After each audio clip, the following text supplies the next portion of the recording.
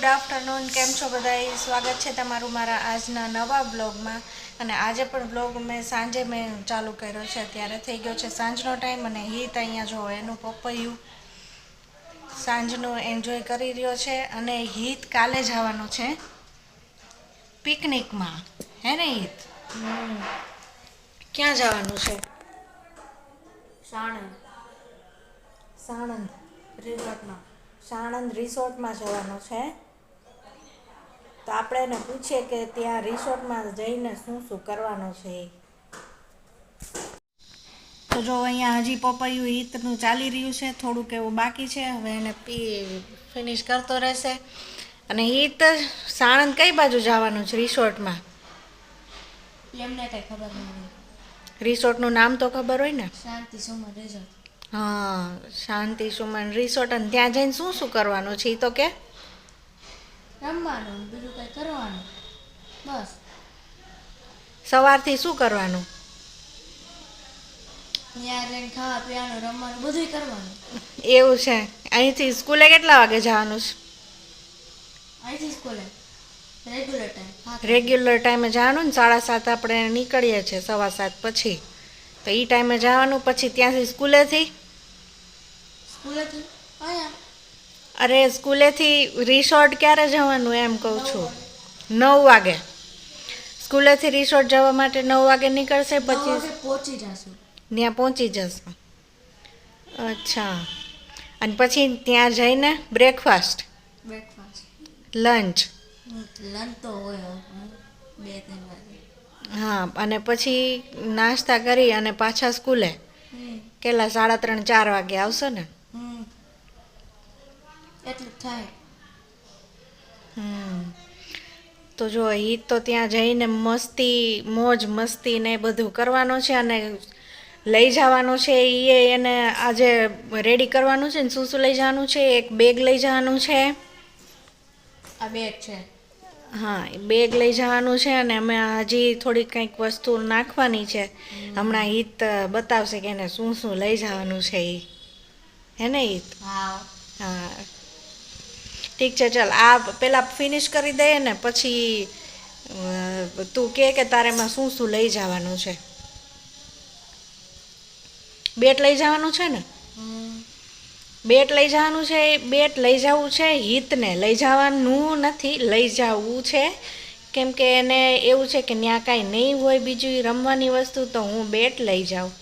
Cricket રમવી હોય, કારણ કે રિસોર્ટ છે એટલે ત્યાં તો કાંઈ બીજું કાંઈ જોવાનું કે એવું કાંઈ તો હોય ને. એટલે એને એ લોકોને તો ખાલી રમીને જ એન્જોય કરવાનું રહેશે, હે ને હિત? હા.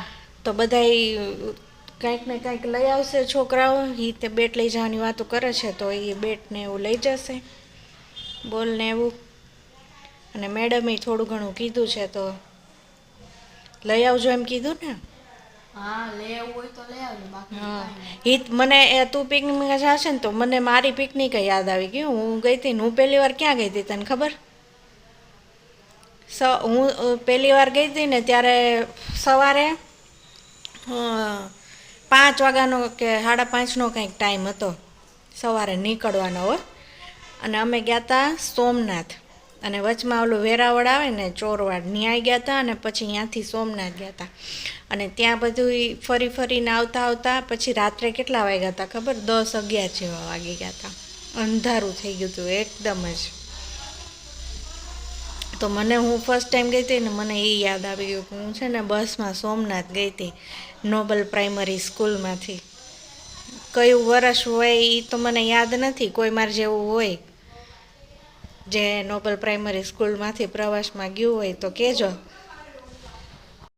તો ફ્રેન્ડ્સ, જો હિતને અત્યારે આટલી વસ્તુ લઈ જવાની છે. એક બેગ તો ઓલરેડી લઈ જ જવાનું છે. તો એ બેગમાં એને શું શું લઈ જવાનું છે એ હિત બતાવે છે. એ પહેલાં શું લઈ જવાનું છે? પ્લાસ્ટિકની બેગ. એક આ પ્લાસ્ટિક બેગ કીધું છે મેડમે નાખવાની. થેલી. એક ખાલી એક થેલી કીધું છે. હવે આ 2 વસ્તુ થઈ ગઈ એની. એક નેપકિન લઈ જવાનું છે તો નેપકિન લઈ જશે. અને એક પેર કપડાં છે.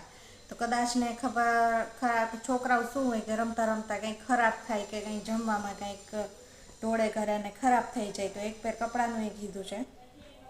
તો આટલી વસ્તુ લઈ જવાની છે. અને હજી છે ડ્રાય સ્નેક્સ ને એવું લઈ જવાનું છે હે ને ઈ તો એમાં લખ્યું છે કે એની જે ઓલું આવે ને મેસેજ આવ્યો તો વોટ્સએપ મેસેજ આવ્યો તો કે એમાં ડ્રાય સ્નેક્સ ને એવું લખ્યું છે તો ડ્રાય સ્નેક્સ લઈ જવાનું છે એક પાણીની બોટલ લઈ જવાની છે અને આ બેગમાં નાખીને બધું લઈ જવાનું છે બેગ મોટું આપ્યું છે કેમ કે ત્યાં જઈને એને સ્વેટર ને એ કાઢવાની ઈચ્છા થશે જ કારણ કે એ છે ને સ્વેટર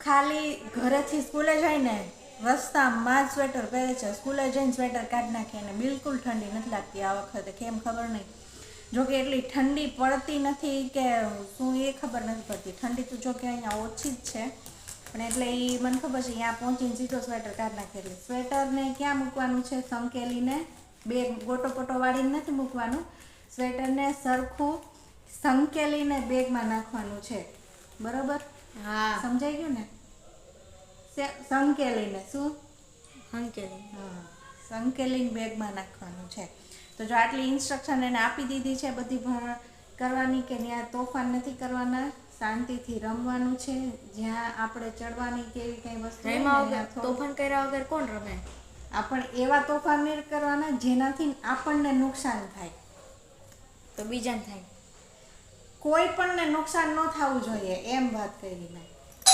સમજાઈ ગયું તો જો આ બિલની દરવાજાની ઘંટી બજી ગઈ છે એનો ફ્રેન્ડ આવી ગયો છે રમવા માટે ખોલો ટીનિંગ થઈ ગયું છે